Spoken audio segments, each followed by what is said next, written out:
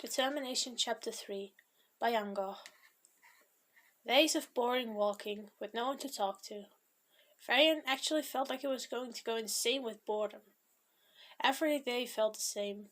He would wake up, eat breakfast, then put the baggage back on Prometheus's back and start walking. He would talk to Rudiger and Prometheus to keep himself somewhat sane, but he hadn't seen another human since he left Old Corona a week ago. Varian checked his map again. He should arrive in 2 days. If he kept up this pace, he was avoiding small towns so no one could track him down or steal his supplies, which, in hindsight, might have been a bit of a dumb decision. It saved money, though, so that's a plus. The Fire Kingdom by Angar, that's where he was headed. The first trial was located there, but Varian couldn't yet figure out exactly how to reach it. He was struggling to translate the strange script fully. So far he managed to decipher something about the dragon, or a dragon's nest. He wasn't entirely sure. It could also be a dragon guarding a dragon's nest.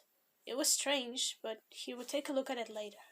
Right now he just had to get to Bayangor and stock up on food. He had enough food left to last him about 2 more days, so there was nothing to worry about it just yet. But he did keep a mental note of it. The sky was starting to darken, dusk setting in. Varian decided he should set up a camp and rest for the night. He tied Prometheus to a tree and eased the luggage off the donkey's back. Great work, bud. Keep it up. He helped the donkey to some apples and carrots, also handing an apple to Rudiger. The critter took it with a scoff and ran off to eat in private. Varian gathered a few sticks and made a small fire he could use to warm up a meal for himself. He was sick of bread all day every day and dug up a can of soup at the bottom of his bag. Tomato soup. Not his favorite, but it's not like he had much of a choice. He poured a thick red liquid in a pan and held it over the fire to heat it up. A few minutes later the soup was done. Varian didn't really have any utensils, so he just drank it straight out of the pan. There was no one to judge him anyway, or so he thought. "Hugo!" The commanding voice of his mentor woke the blonde from his slumber. He must have dozed off while working on his little project, seeing how he was still sitting at his desk with a screwdriver clenched in his metal hand. "Hugo, get your lazy ass up. I have a mission for you." A hand grabbed the boy by the neck of his shirt, lifting his head off the desk. He groaned in protest, rubbing his face with his flash hand and opening his eyes. He turned to look at his mentor, squinting. The blurry face that belonged to the Nella looked sour, but to be fair, she always looked like that. Sometimes Hugo wondered if a face was just stuck that way. Lips tightly pressed together, brows furrowed, an annoyed look in her eyes. Hugo wasn't fully awake yet and processing everything yet. He always struggled to wake up in the morning, and today was no exception. "What?" Danella rolled her eyes and dropped her apprentice, his head falling back on the desk. "I'll give you 5 minutes to wake up. Meet me in my office." With that she left the room. Hugo listened to the rhythmic thumping of her shoes slowly fading as she went to her office before he sat up. He searched the desk for his glasses, putting them on when he found them. His eye fell on the little contraption he had been working on, a small robotic mouse. Hugo had made a similar concoction when he was just 10 years old. That one never worked very well, and his engineering abilities had improved drastically with the last 9 years. Hence why he was trying to make a better cooperating robot. He had taken his old design and changed some things here and there, added a voice box and better mobility and programming.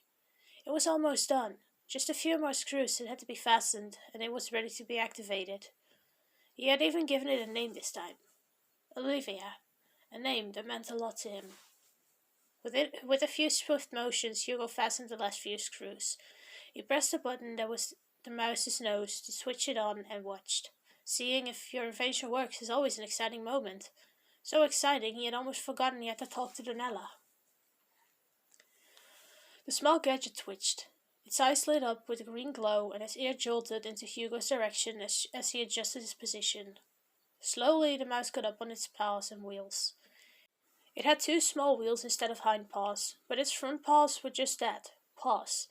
It turned to look at its creator and scanned his face. She recognized him. She recognized those green eyes, the oversized jeans, the burns on his neck and jaw, the small scar in his eyebrow and his crooked teeth. This was her boy, her master, her protector, her everything. Olivia let out an excited squeak, happy to see him again. Hugo smiled and held out his hand for the mouse to climb onto. Miss me? I made you better. You have a name now too. Olivia, do you like it? Olivia climbed onto the hand. She listened to her owner, and for the first time in her life managed to understand his words. She couldn't reply in human words, so instead she nodded, proud of her boy and happy with the upgrade she'd received. The lanky blonde seemed satisfied with that answer as he carefully put the contraption in his chest pocket. Stay here, okay? Olivia replied with a confirmative squeak. Hugo stretched, trying to shake the sleep out of his limbs. He then got up and quickly headed to his mentor's office, approximately 5 minutes later than he should have. He didn't waste time on knocking and just pushed the door open, entering the small office. The strict mentor looked up from her papers. You're late, slob. She stood up, slowly walking over to her apprentice until she was just close enough to seem even more intimidating to him. Hugo knew better than to talk back.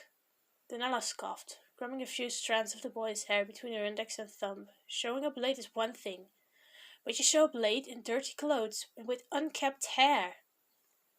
To get her point across, she gave a hard tug at Hugo's hair. I gave you 5 minutes to freshen up. What happened? Hugo didn't know whether to reply or not, but he had always been the one to take risks. I used my time to wake up, obviously. You'd rather have me show up half asleep then?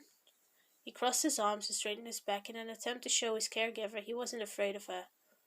Now, where's that mission you told me about? Donella narrowed her eyes, glaring the cocky boy down. Do not use that tone with me, young man. You know what will happen if you disobey. She eyed the basement door. The basement, it was usually the place Hugo or any other pupil that dared to disobey Donella's orders got the beating of their lifetime, usually followed by a week of starvation and silent treatment. The strict lady was pleased to see the color drain from Hugo's face. She then stepped away to look at the papers on the desk. Your mission is simple. Track down this boy, follow him. When you think it's the right time, approach him. Gain his trust. You will stuck with him until he has obtained all 7 totems. Then you'll steal them and bring them to me. She handed Hugo a realistic drawing of Varian. Under no circumstances will you allow him to open the portal. He left Corona this morning and is on his way to Bayangar. If you hurry up, you can catch up with him before the end of the week. Hugo looked at the drawing, listening to his mentor. Totems? What totems? Doesn't matter. Go and do as I told you. I'll send Cyrus after you to make sure you won't muck it up. I want a report of your progress each week. Understood? Yes, ma'am. The pupil rolled up the drawing and put it in his pocket, waiting for further commands. Donella shot him an annoyed glance. Well, what are you standing around for? Get to work. She dismissed the boy with a flick of her wrist. Hugo quickly left the office, going back to his room to pack a bag. Guess we're going on a little trip, he muttered, filling a bag with some chemical compounds, food, a few tools, and a knife, just in case his inventions failed him. The inventions being a small vial of chemical mixtures of his own design. Hugo liked to spend his free time on messing around with chemicals and building things. He had always loved to do that. It was interesting and entertaining, and thus made him the creator of so many things. Donella had never stopped him from doing this either. She was an engineer herself, though more focused on the creation of weapons and other things used in war. Hugo wasn't much of a weapon guy. He was all about stealth, sneaking around unnoticed, stealing things with an easy sleight of hand, spying on people, breaking in or out of places. He was a master at stealth, though he was pretty fast too, which is very useful in the rare occasion he does get spotted. He could quickly run and climb into a tree to hide. Climbing, another one of his talents. Hugo may look skinny and weak, but he was perfectly capable of pulling his own weight. Not that he weighed much. He wasn't particularly strong, but his speed and stealth easily made up for that. Without thinking much, the blonde left the hidden base he called home and set out to find Varian. He was still confused on what totems and portals would have to do with his mission, but he would figure that out later.